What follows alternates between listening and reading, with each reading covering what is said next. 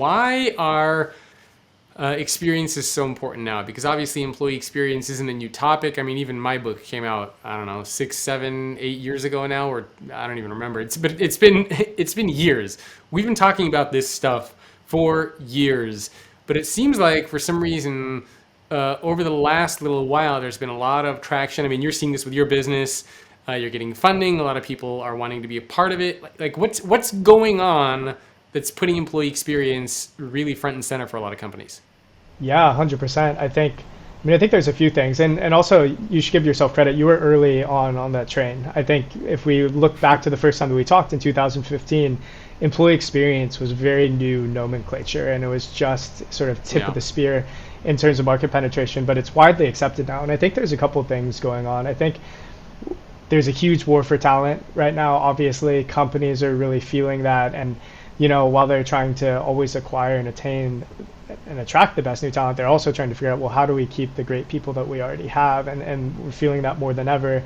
And then I think the last 18 months, throughout the pandemic and the changes that's brought to work, it's really highlighted for a lot of people. I think what their company did over the last 18 months to either support them through this very difficult time, or to actually like say, actually you figure it out on your own. And so I think there's a big reshuffling where people are taking a look in the mirror and saying like, hey, does this company actually care about me outside of work? um, before COVID, I think it was more normal to have, you could have your work self and then you could have your personal self, and you could Yeah. maintain the separation there. But with all of us at home working from Zoom, that barrier disappeared, and it's like our whole selves were thrown into work. And there Yeah. babies on Zoom calls, there's cats walking around in the background. Like, you started to get a window into people's lives. And so some companies, I think, jumped at the opportunity and said, wow, like, our employees are like people, and let's support them, let's support their whole selves and encourage them to bring their whole selves to work.